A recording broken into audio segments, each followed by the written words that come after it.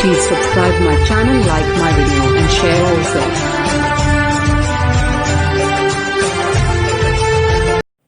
नमस्कार दोस्तों, मैं राहुल मौर्य स्वागत करते हैं अपने YouTube channel tricky math solution bye Rahul sir में। दोस्तों आज हम लोग एनसीईआरटी बोर्ड से रिलेटेड भौतिक विज्ञान यानी क्लास 12वीं का हम लोग पढ़ेंगे आज चैप्टर नंबर 1 जो स्थिर वैद्युतिकी नाम से चैप्टर है। तो इसमें स्थिर वैद्युतिकी जो है, सबसे पहले इसका डेफिनेशन समझ लेते हैं। जो चैप्टर का नाम है वो वास्तव में क्यों है, कैसे है, उसके बारे में समझ लेते हैं। तो देखिए दिया गया है कि भौतिक विज्ञान की वह भाग जिसका उपयोग स्थिर आवेश तथा स्थिर आवेशों से संबंधित घटनाओं यानी आवेशों के स्थानापन्न जो होता है, अर्थात स्थिर आवेश तथा स्थिर आवेशों से संबंधित घटनाओं के अध्ययन करने हेतु प्रयोग किया जाना, ये क्या होता है, स्थिर वैद्युतिकी कहलाता है। एक बार और रिपीट कर देते हैं।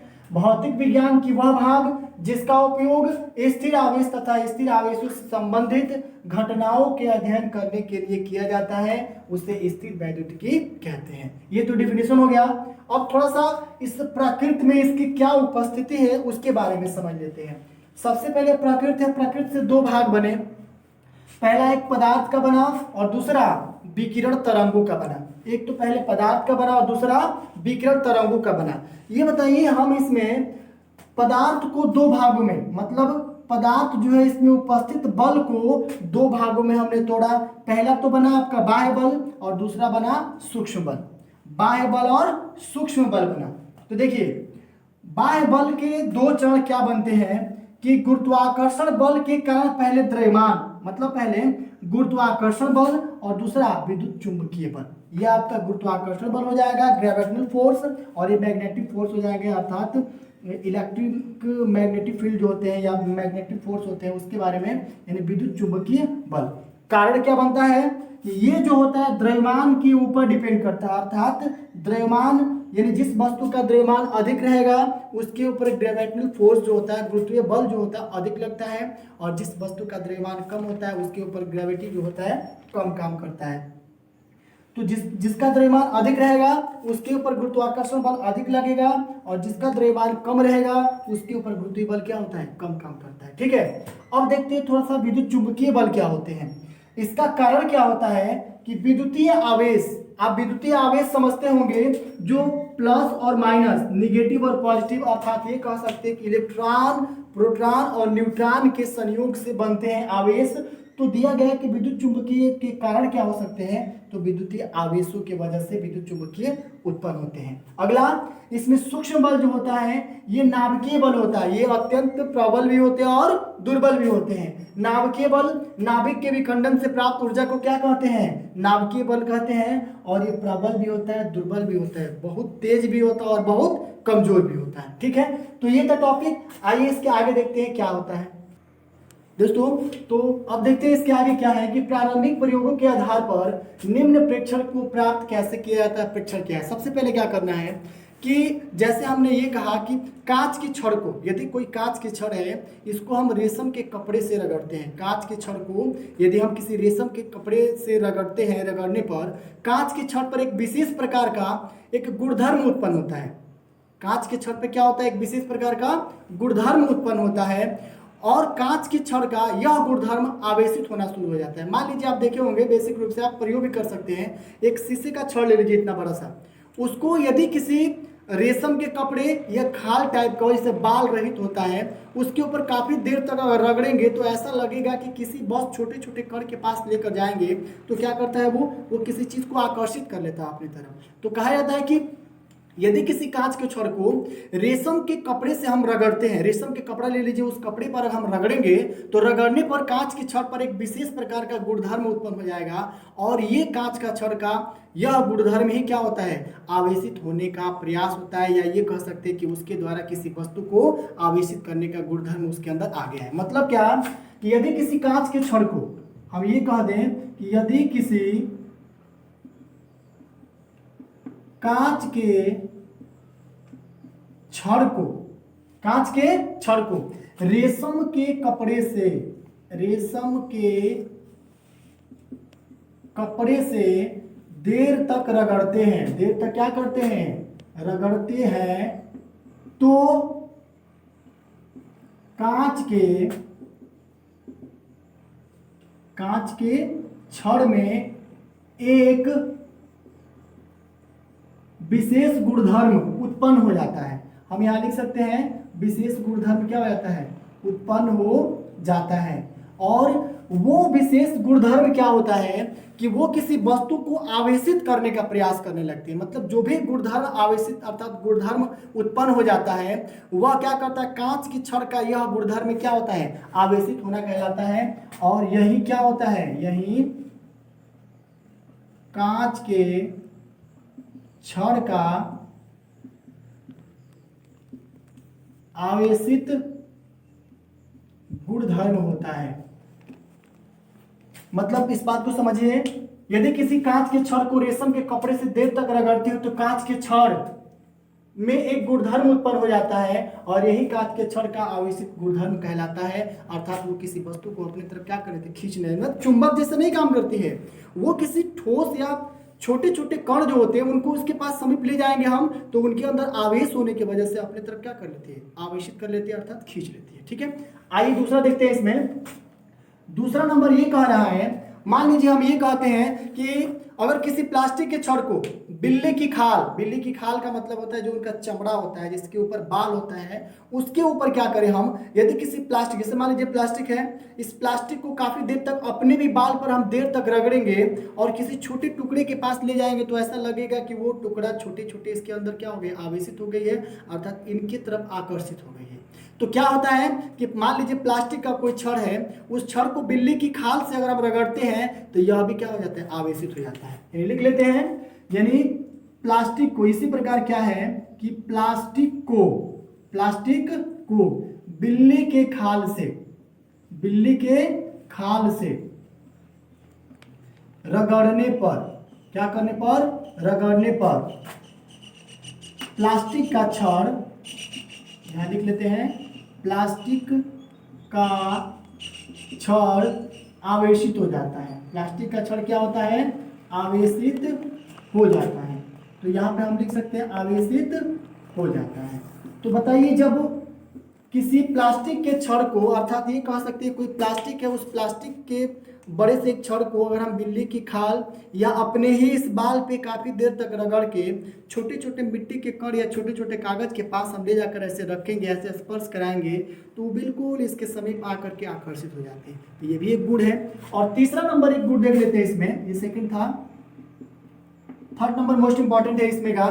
उनका कहने का मतलब ये है कि दो कांच, क्या है, दो कांच के छड़ों को, अगर दो कांच के छड़ को परस्पर हम एक दूसरे से क्या करते हैं, समीप लाते हैं तो दोनों छड़ों के मध्य क्या होता है, प्रतिकर्षण होता है।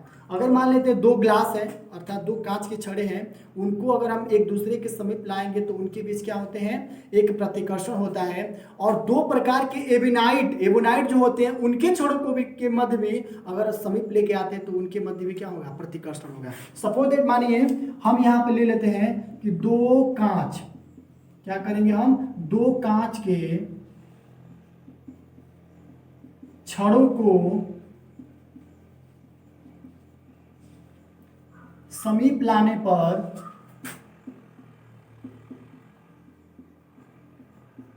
एक दूसरे से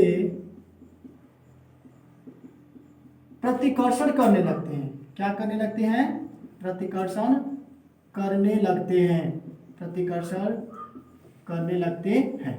प्रतिकर्षण का मतलब होता है एक दूसरे के विपरीत दिशाओं में भगना। एक चीज आपको बता दे रहे हैं हम, अगर हम चुंबक की बात करें तो चुंबक के जो दो पोल होते हैं, जो दो ध्रुव होते हैं, दक्षिण और उत्तर और दक्षिण, यदि हम चुंबक को बीच से तोड़ देते हैं तो उसमें फिर से दो ध्रुव बन जाएंगे। और जब दो ध्रुव बन जाएंगे तो एक साइड आपका नॉर्थ हो जाएगा और एक साइड साउथ हो जाएगा। दोनों को अगर फिर से तोड़ के हम चिपकाएं तो नहीं चिपक पाता है। क्यों?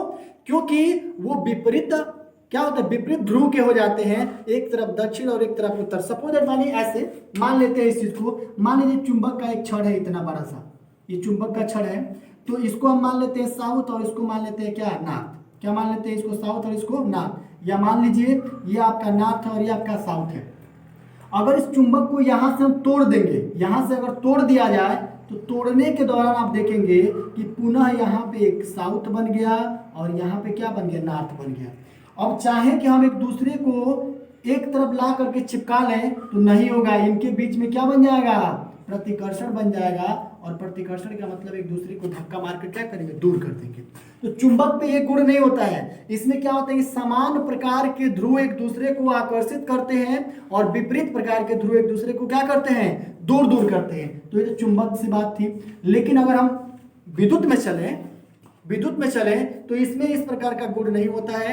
इसमें क्या होते हैं कि विपरीत प्रकार के आवेश एक दूसरे को आकर्षित करते हैं और अलग समान प्रकार के आवेश एक दूसरे को क्या करते हैं, प्रतिकर्षित करते हैं, मतलब एक दूसरे से दूर करते हैं।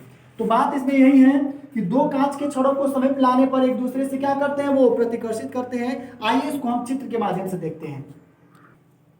आइए देखते हैं। इसमें बात यह कि दो कांच के छड़ों को समीप लाने पर एक दूसरे से प्रतिकर्षित करते हैं। इसका मतलब एगोनाइट भी दो रहेंगे समान, तो वो भी प्रतिकर्षित करेंगी। तो जैसे देख लीजिए यहाँ पे प्रतिकर्षण का नियम में क्या है, दो तरह के रॉड लिए गए हैं। ये भी आपका कांच का रॉड है और ये भी आपका कांच का रॉड है। तो ये बताइए जब दोनों समान प्रकार के रॉड हैं तो इनके बीच में क्या होगा, एक दूसरे का प्रतिकर्षण होगा। एक दूसरे का क्या होगा, प्रतिकर्षण। तो हमने यहाँ पे इंडिकेट कर दिया है। ये भी ग्लास है कांच का और ये भी ग्लास है कांच का। दोनों एक दूसरे को क्या करेंगे, प्रतिकर्षित करेंगे, एक दूसरे को धक्का देकर अलग अलग करेंगे। दूसरी बात यहाँ आकर्षण से रिलेटेड है। तो आकर्षण क्या होता है कि विपरीत प्रकार के, यदि विपरीत प्रकार के आवेशित धारा हो या आवेशित कण हो या आवेशित वस्तु हो तो वो एक दूसरे को क्या करते हैं, आकर्षित करती है। मतलब ये भी इधर की तरफ आएगा तो ये भी क्या करेगा, इधर की तरफ आएगा। बात समझ रहे हैं आप? यानी एवोनाइट रॉड हो जाएगा और ग्लास रॉड हो जाएगा। दोनों तरह के रॉड एक दूसरे को क्या करेंगे, आकर्षित करेंगे। तो ये होता है आकर्षण का नियम, ठीक है, या फिर आकर्षक गुण होता है वस्तुओं के अंदर। आइए देखते हैं कि आवेश क्या होते हैं, आवेशीय बिंदु क्या होती है, या हम ये कह सकते हैं कि इसको हम कह सकते हैं कि विद्युतीय आवेश क्या होते हैं, इसके बारे में देखते हैं। अब देखते हैं कि विद्युतीय आवेश क्या होते हैं। विद्युतीय आवेश, इससे पहले आपने देखा, अब देखिए, जिस पदार्थ पर उत्पन्न वह गुणधर्म, जिस पदार्थ पर उत्पन्न वह गुणधर्म जिसके कारण वह अन्य पदार्थों पर बल आरोपित करता है, विद्युतीय आवेश कहलाता है। बहुत ही साधारण एक डिफिनीशन है, आप याद कर लीजिए, परीक्षा में विशेष तौर से आते रहते हैं इस टाइप के डिफिनीशन। किसी पदार्थ पर उत्पन्न वह गुणधर्म जिसके कारण वह अन्य पदार्थों पर बल आरोपित करता है, विद्युतीय आवेश कहलाता है। क्या कहलाता है, विद्युतीय आवेश। ये तो समझ गए आप। अब देखिए कुछ और भी इसमें अपवाद है, कुछ टॉपिक है कि बिना पदार्थ के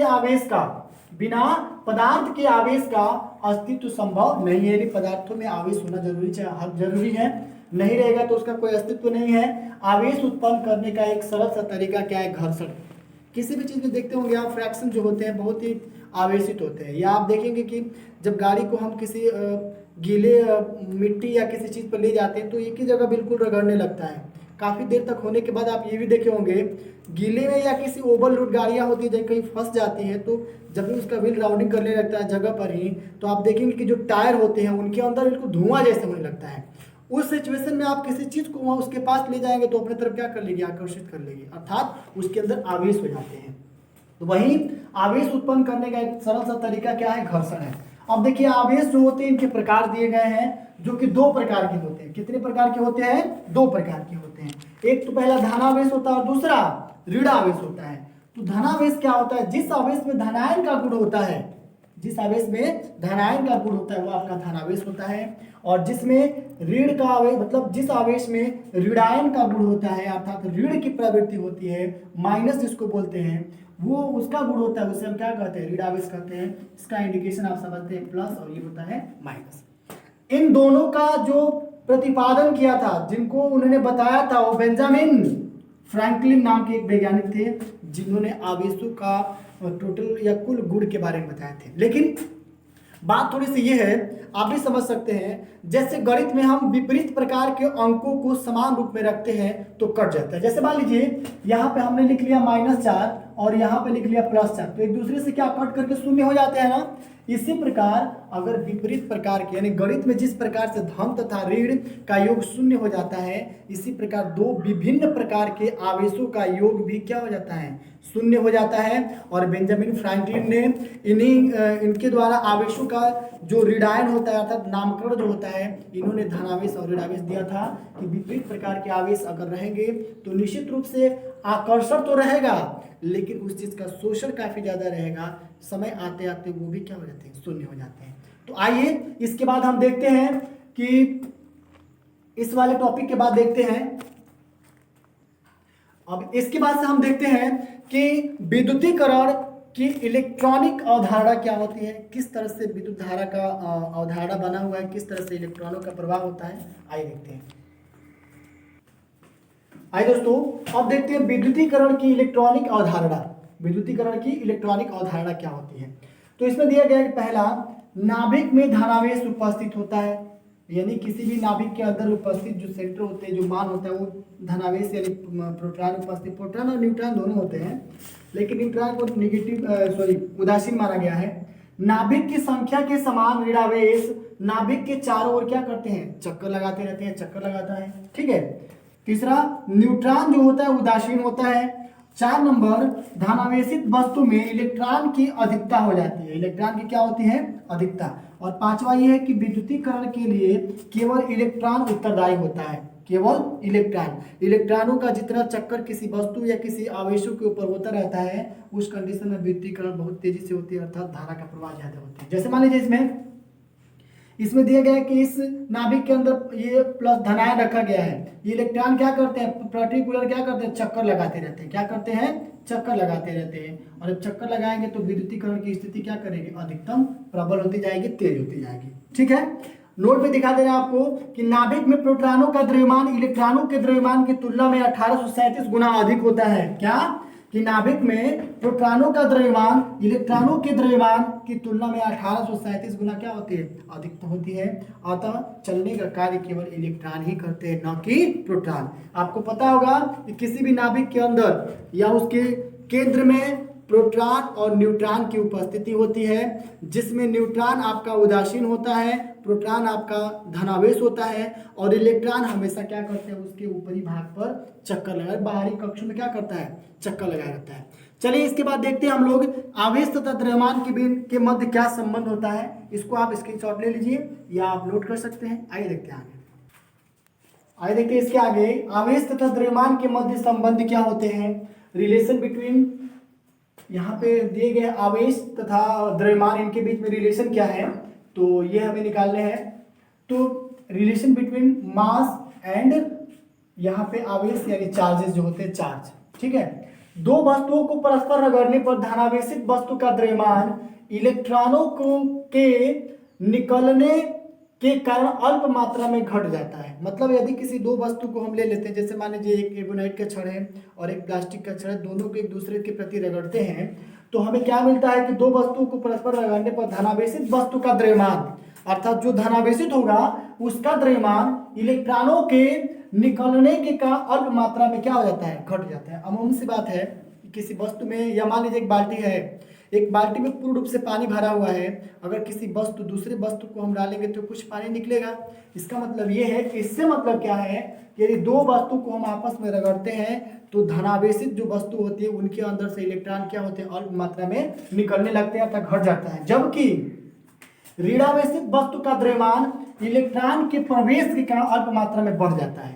मतलब ये कि अगर धनावेशित कोई वस्तु है उसको एक दूसरे से रगड़ाव करेंगे तो उससे इलेक्ट्रॉन क्या होते हैं, उत्सर्जित होते हैं, और ऋण आवेशित जो वस्तु होती है वो उस वस्तु को अपने अंदर क्या कर लेती है, आकर्षित कर लेती है, ठीक है। तो आवेशों के द्रव्यमान की मात्रा इसमें दिए गए हैं। जैसे मान लीजिए इस वस्तु के अंदर पॉजिटिव चार्जेज है, m-m दिया गया, मतलब टोटल जो QM दिया गया है, यानी टोटल जो इसमें दिए गए हैं, टोटल जो आवेश हैं, टोटल जो आवेश हैं वो क्या करेंगे, इनके अंदर से निकलेंगे, और जब इनके अंदर से निकलेंगे तो निश्चित है कि कहाँ पे जाएंगे, वो ऋण आवेशित जो वस्तु होती है उनके तरफ। और इसमें क्या होते हैं कि जब ये टोटल उत्सर्जित होते हैं, जो धनावेशित कण होते हैं अर्थात धनावेशित चार्जेस होते हैं, धनावेश, वो जब उत्सर्जित होंगे तो निश्चित रूप से क्या करेंगे, इनकी तरफ से इसमें प्रवेश करेंगे, मतलब ऋणायन की ओर क्या करेंगे, अग्रसर होंगे, तो ये अपने तरफ लेगी। और नेट बल चार्ज जब शून्य हो जाएगा अर्थात ऋण से प्लस से माइनस और माइनस से प्लस दोनों का गुण एक दूसरे के इक्वल में आ जाता है, अर्थात न तो वो किसी चीज को उत्सर्जित कर रहा और न ही आकर्षित कर रहा है, उस कंडीशन में इसका वैल्यू क्या हो जाएगा, बिल्कुल नेट चार्जेस बिल्कुल जीरो हो जाएगा। तो आप समझ सकते हैं इसके हिसाब से कि यदि कोई धनावेशित वस्तु को एक दूसरे वस्तु से रगड़ते हैं तो इलेक्ट्रॉनों का क्या होता है, उत्सर्जन होता है, अर्थात धनावेशित वस्तु धीरे धीरे इलेक्ट्रॉनों को कमी महसूस करने लगती हैं और ऋणावेशित वस्तु उस द्रव्यमानित वस्तु अर्थात द्रव्यमान से निकले इलेक्ट्रॉन को क्या करती है, अपने अंदर आकर्षित कर लेती है, इकट्ठा कर लेती है। वही डायग्राम द्वारा बताया गया है कि इनके द्वारा इलेक्ट्रॉनों का उत्सर्जन होता है और इनके द्वारा वो इलेक्ट्रॉनों का क्या होता है, ग्रहण करना होता है। जब दोनों की इक्वलिटी बराबर हो जाएगी तो निश्चित रूप से इसका नेट मान क्या हो जाएगा, जीरो हो जाएगा। ठीक है, आगे देखते हैं इसके, आइए दोस्तों देखते हैं इसके आगे आवेशीकरण की विधियां क्या होती है। यह है घर्षण द्वारा पहला, जिसमें किसी वस्तु को अन्य वस्तु से यदि हम रगड़ते हैं, कोई वस्तु है उस वस्तु को किसी अन्य वस्तु से रगड़ते हैं तो एक वस्तु से इलेक्ट्रॉन का स्थानांतरण होगा। यदि इलेक्ट्रॉन की अधिकता किसी वस्तु में बढ़ेगी तो हमेशा ऋण आवेशित करती है और इलेक्ट्रॉन की यदि कमी होगा तो उस वस्तु में क्या होगी, धनावेश का मात्रा अधिक होता है। तो कहने का मतलब घर्षण में क्या होता है कि जब किसी वस्तु को अन्य वस्तु से रगड़ा जाता है तो एक वस्तु से दूसरे वस्तु में इलेक्ट्रॉन का स्थानांतरण होता है और इलेक्ट्रॉन की अधिकता वस्तु को ऋणावेशित करती है और उसकी कमी वस्तु को क्या करती है, धनावेशित। ध्यान रखिएगा, जब भी किसी वस्तु में इलेक्ट्रॉन की अधिकता बढ़ेगी तो वस्तु को ऋणावेशित करती है और जब भी किसी वस्तु में इलेक्ट्रॉन की अधिकता कमी होती है तो वो उस वस्तु को धनावेशित करती है। ठीक है, आगे दूसरा नंबर स्थिर वैद्युत प्रेरण द्वारा। इसमें क्या होता है कि स्थिर वैद्युत प्रेरण वह प्रक्रिया है जिसमें किसी अनावेशित वस्तु के निकट अगर आवेशित चालक लाने पर पदार्थ में उपस्थित आवेश कणों को ध्रुवीकरण कर देता है, यानी अपनी तरफ आकर्षित कर देता है। प्रेरण की प्रक्रिया में वस्तु परस्पर संपर्क में नहीं आती है तथा अनावेशित वस्तु के सामने उपस्थित पृष्ठ पर विपरीत प्रकृति का क्या होता है, आवेश आ जाता है। जैसे मान लीजिए चित्र के माध्यम से दिखाया गया है, इसमें एक नंबर कि मान लीजिए इसमें दिए गए हैं plus minus plus minus plus minus, दोनों की यदि कॉम्बिनेशन बिल्कुल सेम है तो उसका जो नेट चार्जेज होगा जीरो के बराबर होगा, न तो धनायनी होगा न ही ऋणायन होगा। सेकंड कंडीशन में यदि ये माइनस पॉइंट हो जाता है, ये प्लस हो जाता है, तो यहाँ तक तो वैद्युत स्थिरता सेम है, लेकिन प्लस और माइनस ये जो होता है ये मुक्त आवेश होते हैं, अर्थात स्वतंत्र रूप से हर एक दिशा में हर एक भाग में प्रवेश कर सकते हैं। लेकिन प्लस जो होता है ये बंधक आवेश होता है, ये बिल्कुल स्थिर रहता है। इसकी अधिकता बढ़ेगी तो निश्चित रूप से इसकी मान भी क्या होगी, कमी होगी। यदि इसका मान बढ़ेगा तो निश्चित इसका मान क्या होता है, कम होता जाता है। ठीक है, ये ध्रुवीकरण हो गया। ये जो देख रहे हैं निगेटिव यानी निगेटिव चार्जेस हैं, उसके बाद से ये जो देख रहे हैं आप बिल्कुल सेम है, मतलब ये कि ये प्रक्रिया जो है बिल्कुल समान है, क्योंकि यहाँ पे अर्थ वाली प्रक्रिया बताई गई है, यानी अर्थित भू संपर्कित ये दर्शाया गया है इसको। ठीक है, तो और ये पॉजिटिव है, यानी हम लिख सकते हैं यहाँ पे प्लस चार्जेस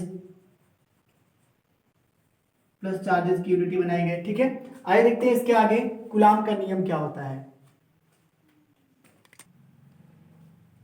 इसके बाद से चालन के द्वारा क्या होता है, चालन यानी विद्युत का स्थानांतरण या आवेशों का स्थानांतरण में क्या होता है कि इस प्रक्रिया में दो चालक वस्तुओं को परस्पर संपर्क में लाने पर आवेश समान व फैल जाता है। जैसे आप देख सकते हैं यहाँ पे ये प्लस और माइनस का कॉम्बिनेशन बनाया गया है, पॉजिटिव और नेगेटिव आवेश का। तो इसमें जो कंडक्टर बने हुए हैं, अर्थात ये कह सकता है कि ये आपका अनचेंज बॉडी है, यानी प्लस और माइनस दोनों का कॉम्बिनेशन समान रूप से रहेगा तो आवेश बिल्कुल अनचेंज रहेगा। लेकिन जिसमें भी अधिकता हो जाएगी आपका आवेश का, ऋणायन आवेश का, तो उस कंडीशन में वो हमेशा क्या करेगी, बदलती रहती है, कभी अधिक कभी कम होता रहता है। तो इसलिए कहा गया कि इस प्रक्रिया में दो चालक वस्तुओं को क्या करता है, परस्पर संपर्क में लाने पर आवेश समान एवं फैल जाता है।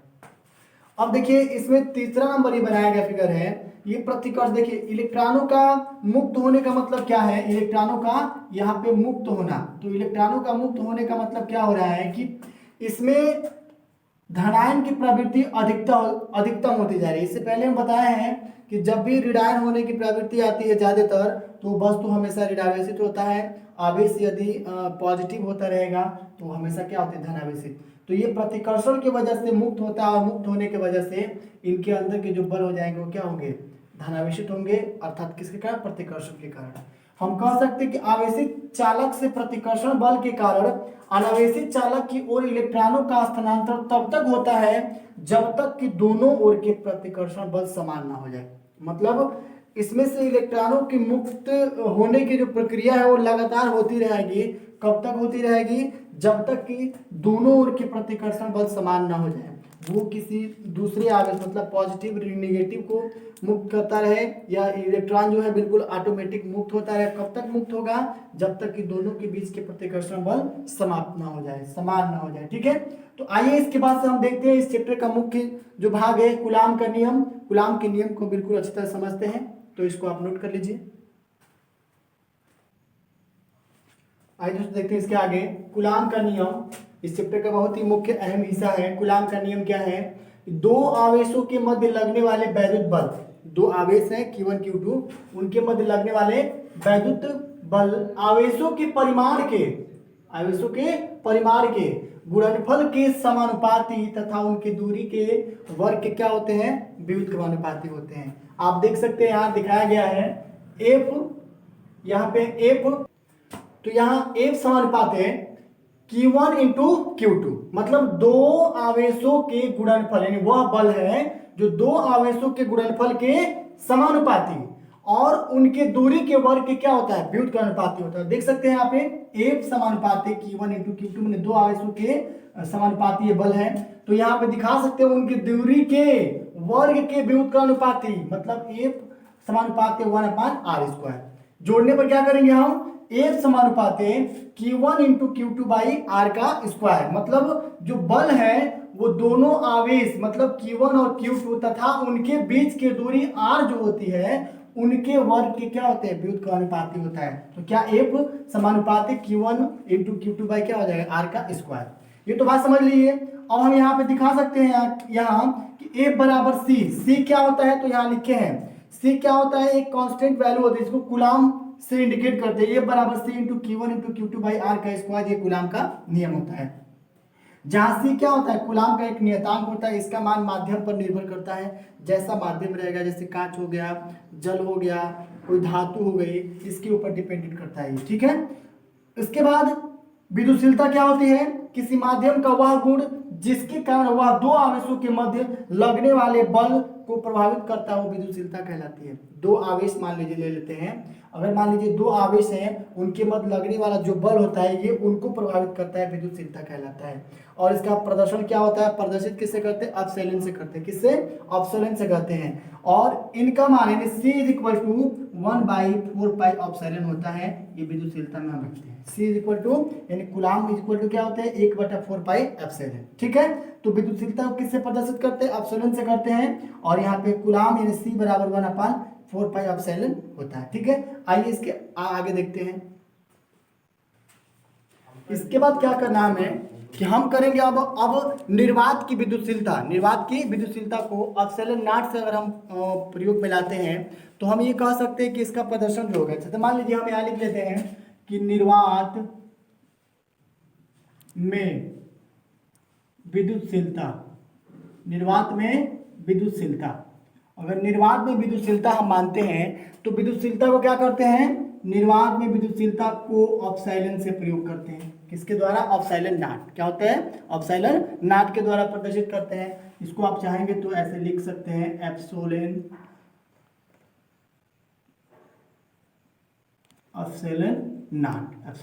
नॉट के द्वारा हम प्रदर्शित कर सकते हैं। तो आप ये भी कह सकते हैं, यहाँ पे ऐसे कर दीजिए S एप्सिलॉन नॉट, मतलब निर्वात में विद्युतशीलता को एप्सिलॉन नॉट से प्रयोग में लाते हैं, इसका प्रदर्शन ये होता है। तो हम ये कह सकते हैं कि अतः C इज इक्वल टू क्या बन जाएगा, अभी बताया गया है C यानी कूलाम क्या होता है 1/4 पाई अपसाइलन नॉट। तो यहाँ पे लिख सकते हैं 1/4 पाई epsilon not, 4 pi epsilon not. यदि इसको हम यूनिट में बदलते हैं अर्थात इनके जो मान लिखते हैं तो ये हो जाता है 9 × 10⁹ न्यूटन मीटर का स्क्वायर प्रति कूलाम का स्क्वायर। न्यूटन का स्क्वायर प्रति कूलम का स्क्वायर। एक चीज यहाँ पे लिख लेते हैं, और यदि मान लीजिए इसकी आपेक्षिक तुलना निकालनी होती है, जिसको हम बोलते हैं कि आपेक्षिकशीलता क्या होती है, आपेक्षिक विद्युतशीलता क्या होती है, तो आपेक्षिक विद्युतशीलता को ER से इंडिकेट करते हैं, यानी लिख सकते हैं हम यहाँ पे आपेक्षिक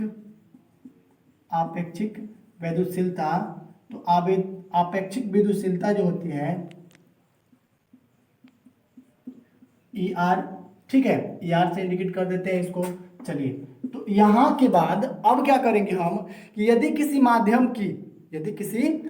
की निर्वात के सापेक्ष विद्युतशीलता को हम आपेक्षिक विद्युतशीलता कहते हैं। क्या कहेंगे हम? यदि किसी माध्यम, कोई माध्यम है, यदि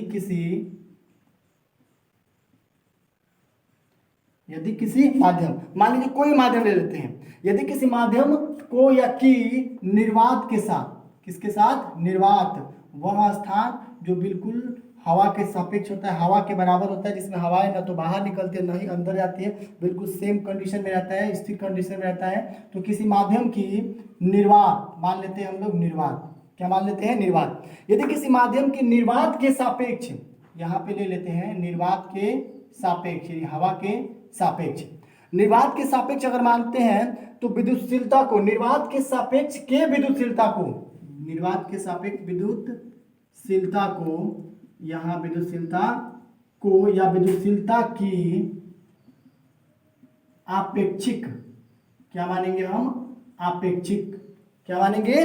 आपेक्षिक विद्युतशीलता कहते हैं। यानी यदि किसी माध्यम की निर्वात के सापेक्ष विद्युतशीलता को क्या कहते हैं? आपेक्षिक विद्युतशीलता कहते हैं। तो यहाँ पे लिख सकते हैं विद्युतशीलता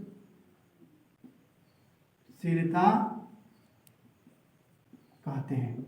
बात एक बार समझ लीजिए, हम ये कह सकते हैं यदि किसी माध्यम को निर्वात के सापेक्ष, माध्यम को कर दीजिएगा यहाँ पे, यदि किसी माध्यम को निर्वात के सापेक्ष विद्युतशीलता की आपेक्षिक जो होती है, आपेक्षिक जो मान होता है, उसे हम क्या कहते हैं? विद्युतशीलता कहते हैं। या फिर इसको हम ऐसे दर्शा सकते हैं, क्या? कि ER इक्वल टू, अगर हम इसका टोटल मान निकालेंगे हम, तो क्या कह सकते हैं? ER is equal to, E is equal to क्या होता है? E naught. इसके द्वारा हम प्रदर्शित कर सकते हैं, ठीक है। आते हैं नीचे, अगर हम दो आवेशों के मध्य लेते हैं, मान लीजिए हमारे पास दो आवेश हैं, Q1 Q2 ले लेते हैं, तो दो आवेशों के मध्य या दो आवेशों को निर्वात में रखने पर लगने वाला जो वैद्युत बल होता है, दो आवेशों को, यहाँ लिख सकते हैं, दो आवेशों को निर्वात में रखने पर लगने वाला बल, मान लीजिए दो आवेशों को निर्वात में रखने पर उसके ऊपर लगने वाला जो वैद्युत बल होता है, लगने वाला, यहाँ पे लिख लीजिएगा वैद्युत बल, लगने वाला वैद्युत बल, अगर हम ये निकालते हैं तो निश्चित ही ये हो जाएगा FV इक्वल टू क्या मानेंगे हम? 1/4πε0, यानी इक्वल टू 1/4πε0। एक चीज थोड़ा विशेष ध्यान दीजिए, दो आवेशों के मध्य कहा गया है ना, तो जब भी दो आवेशों के मध्य कहेगा तो इनटू ये बन जाएगा Q1 और ये बन जाएगा Q2/R का स्क्वायर। इतनी बात समझ रहे हैं? जब इतनी बात समझ रहे हैं तो निश्चित रूप से इसको हम बना सकते हैं क्या? Equation number first. और जब इक्वेशन बन जाएगा तो फिर से हमें क्या करना होगा कि इन्हीं दो आवेशों के मध्य पुनः अगर माध्यम की उपस्थिति होने पर लगने वाला बल क्या होगा? अब तक तो माध्यम नहीं था, तो लिख सकते हैं यहाँ पे इन्हीं दो आवेशों के मध्य माध्यम की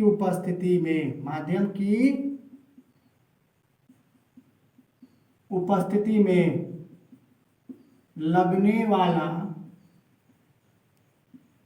वैद्युत बल, अगर आपके पास कोई माध्यम आ जाए तब क्या करेंगे? तो उस कंडीशन में आपका माध्यम आने के बाद क्या करना होगा? FM बराबर, इसमें F भी था तो इसमें क्या था? निर्वात था, वैक्यूम था। जब वैक्यूम था तो भी लगाया, माध्यम जब आ गया, मेड आ गया, तो निश्चित ही FM बराबर क्या हो जाएगा? 1/4πε0 इंटू ये भी हो जाएगा Q1 इंटू Q2 बाई क्या बन जाएगा? R का स्क्वायर। सेम वही प्रोसेस। अब ये आपका इक्वेशन सेकंड दर्शा देगा, और दोनों को अगर हम तुलना करते हैं तो हम लिख सकते हैं क्या? FV बराबर FM, क्या दर्शाएंगे?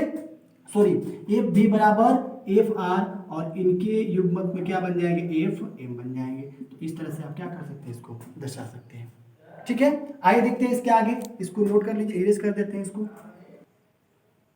इसको आप यहाँ पे थोड़ा सा मिस्टेक है, इसको आप ई आर कर लीजिएगा। ठीक है, ई आर जो दिया गया है यहाँ पे इसके अपेक्षा। ठीक है, इसको इरेज कर दे रहे हैं। आइए देखते हैं माध्यम में कैसे कैसे निकाले जाते हैं।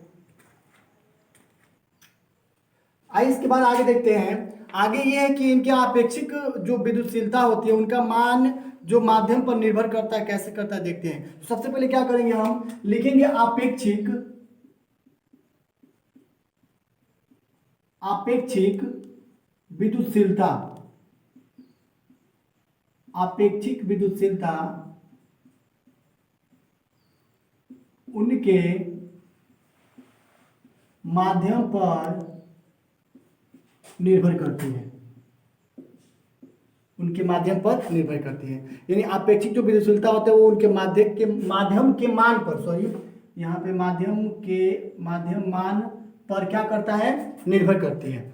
अब क्या करेंगे इसमें कि हमें ये बताना है तथा उनके अलग अलग जो भी रूप बनेंगे, अलग अलग माध्यमों पर इसका मान क्या होता है, अलग अलग प्राप्त होता है। तो हम एक बता सकते हैं कि अलग अलग माध्यम पर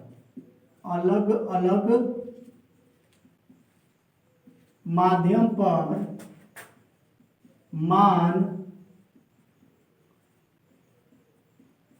अलग अलग प्राप्त होता है। अलग अलग क्या होता है, प्राप्त होता है। यानी आपेक्षिक जो विद्युतशीलता होती है वो निश्चित रूप से विद्युतशीलता उनके माध्यम के मान पर निर्भर करती है, और उनका अलग अलग माध्यम रहेगा तो उसका मान भी क्या होगा, अलग अलग प्राप्त होता रहता है। या हम ये कह सकते हैं कि निर्वात के लिए इसका मान सबसे न्यूनतम होता है और धातु में इसका मान क्या होता है, सर्वाधिक होता है। लिख लीजिए इस बात को कि निर्वात में मान न्यूनतम होता है, सबसे कम होता है, न्यूनतम होता है, और यहां हम दिखा सकते हैं कि धातुओं में सर्वाधिक होता है। धातु में क्या होता है, सर्वाधिक होता है। तो आप क्या बताएंगे, आपेक्षिक विद्युतशीलता उनके माध्यम पर निर्भर करता है और अलग अलग माध्यम पर उसका मान भी क्या होता है, अलग अलग प्राप्त होता है, और निर्वात में इसका मान न्यूनतम होता है और धातु में इसका मान क्या होता है, अधिकतम होता है। आइए हम लोग निकालते हैं इसका मान। जैसे मान लीजिए 1, सपोज दैट मानिए एक न्यूनतम मान मानते हैं। ठीक है, 1 ये इक्वल हो जाएगा, मान लेते हैं 1 is less than and equal to E R, जो इसके टोटल माध्यम बनेंगे, और ये जो होता है सबसे छोटा, या ये कह सकते हैं कि छोटा भी होता है, बराबर भी होता है, कितने का, इनफाइनाइट का। मतलब समझिए ये जो बनाएगा वो आपका निर्वात दर्शा रहा है, मतलब इसका माध्यम पर इसका जो मान रहेगा अलग रहेगा, और ये जो अनंत है इसका मतलब क्या है, ये धातुएं हैं। क्या है, धातुएं हैं। ठीक है, अब देखिए हमें क्या करना है, 2 कॉलम बना लेते हैं। पहले एक की तरफ माध्यम बनाते हैं और एक की तरफ ई आर अर्थात उसकी जो मान है वो बताते हैं। ठीक है, ये जो मान है इसको पुट करते हैं हम लोग। तो चलिए 2 कॉलम बनाते हैं, एक बना लेते हैं माध्यम और दूसरी तरफ बना लेते हैं क्या, ई आर, अर्थात इसको हम दिखा सकते हैं क्या, मान के रूप में। चलिए ऐसे बना दिया गया। सबसे पहले क्या करेंगे हम कि इसमें 1 नंबर अगर मान मानना है, हमें 1 नंबर मान मानना है, तो सबसे पहले हम निर्वात कर लेते हैं। किसका लेते हैं, निर्वात मतलब क्या, हवा। निर्वात मतलब क्या हो जाएगा, सॉरी, निर्वात मतलब वो स्थान जहाँ पे हवाओं का आगमन और स्थानांतरण न होता, बिल्कुल जैसे बंद कमरा है, शीशे से बंद कमरा है, उसके अंदर निर्वात की स्थिति बनी रहती है। तो मान लीजिए हम ये कह दें कि निर्वात है, तो निर्वात का मान जो होता है वो आपेक्षिक विद्युतशीलता जो होती है, बताया गया ना कि माध्यम के मान पर निर्भर करता है। तो निर्वात है तो निर्वात में ये बहुत कम होता है, 1 मान सकते हैं, या ये कह सकते हैं कि ये न्यूनतम, इससे भी क्या हो सकता है, न्यूनतम हो सकती है। यहाँ पे लिख लीजिए न्यूनतम, क्या होता है, न्यूनतम, 1 या उससे न्यूनतम।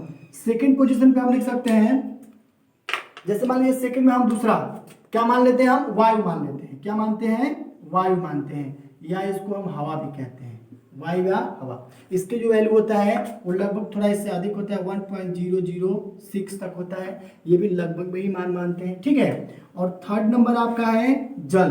क्या है, जल। तो जल का जो मान होता है वो बहुत अधिक होता है, इसका जो वैल्यू होता है वो, इसका मान 81 होता है। कितना होता है, 81।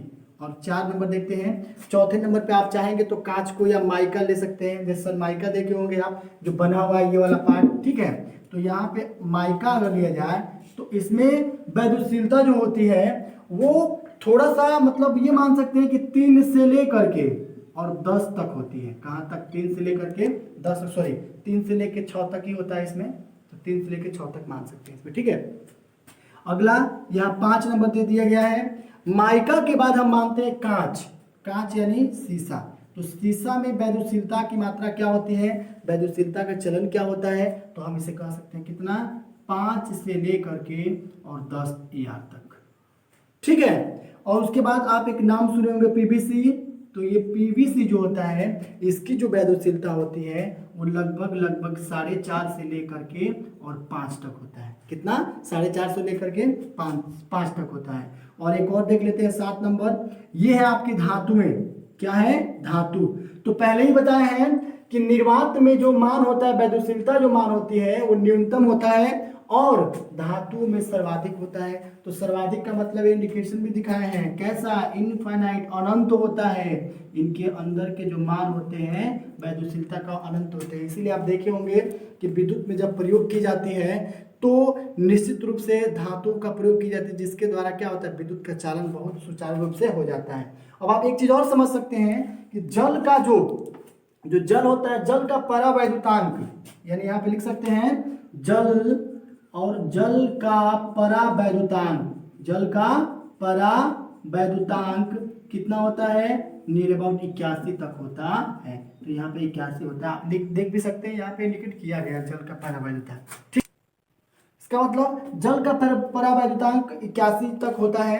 आइए इसके बाद हम देखते हैं एमकेस पद्धति क्या होता है, इसके हिसाब से हम पूरे सिस्टम को कैसे लिखते हैं। आइए दोस्तों देखते हैं। अगला है आवेशों के मात्रक क्या होते हैं एमकेस पद्धति में, ठीक है। मीटर किलोग्राम सेकेंड, यानी 1 किलोग्राम की 1 कूलाम का परिभाषा हम समझेंगे पहले। यदि दो एक समान आवेश निर्वात में परस्पर 1 मीटर की दूरी पर हो, मान लीजिए 2 आवेश हैं जो एक समान आवेश निर्वात में, 2 वस्तु है या फिर कुछ भी रखे, जो 2 एक समान आवेश निर्वात में परस्पर 1 मीटर की दूरी पर तथा वो 9 × 10⁹ न्यूटन वैद्युत बल का अगर अनुभव करता है, तब प्रत्येक आवेश का परिमाण क्या होता है, परिणाम क्या होता है, 1 कूलाम के समान होता है। यानी हम कह सकते हैं कि F = 1/4 πε0 इंटू 2 आवेश आपके बन जाएंगे Q1 Q2/r²। यदि r बराबर हम 1 मीटर मानते हैं तो Q1 Q2 बराबर क्या होगा, 1 कूलाम ही होगा। तब हम बल यानी F बराबर क्या मान सकते हैं, 9 × 10⁹ न्यूटन। उसके बाद हम इसका कुछ यूनिट देख लेते हैं। 1 म्यू कूलाम दिया गया 10⁻⁻6 कूलाम के बराबर, 1 म्यू यहाँ पे कूलाम दिया है 10⁻9 कूलाम के बराबर। तो यहाँ पे 1 पिको कूलाम दिया गया, 1 पीक कूलाम दिया गया बराबर 10⁻12 कूलाम के बराबर, ठीक है। उसके बाद से सीजीएस सिस्टम क्या होता है, इलेक्ट्रॉन स्टैटिक यूनिट्स, स्थिर वैद्युत मात्रक क्या होते हैं। तो 1 कूलाम बराबर 3 × 10⁻3 स्टेट कूलाम, यानी 1 कूलाम = 1/10 EMU होता है। EMU का मतलब होता है इलेक्ट्रोमैग्नेटिक यूनिट, यानी विद्युत चुंबकीय मात्रक। तो ये था आज का इस पार्ट में। अगले पार्ट में हम अक्षीय और निरक्षीय लेकर के आएंगे विद्युत चुंबकशीलता या आवेश पर। तो आशा करते हैं कि जो भी बनाया गया वीडियो आपको अच्छी लगी होगी। अगर प्लीज़ मेरा ये वीडियो आपको अच्छा लगा है तो मेरे चैनल को आप सब्सक्राइब कीजिए, अपने दोस्तों में शेयर भी कीजिए। और बहुत जल्द ही आपके पास सेकंड नंबर पार्ट, यानी पार्ट फर्स्ट था ये वाला, ठीक है, ये आपका पार्ट फर्स्ट था। अब बहुत जल्द ही क्या होगा, पार्ट नंबर सेकंड जारी की जाएगी, जिसमें अक्षीय और निरक्षीय ध्रुव पे चुंबकीय और वैद्युशीलता के बारे में समझाया जाएगा। तब तक के लिए धन्यवाद। Thank you for watching my video, and next video coming soon.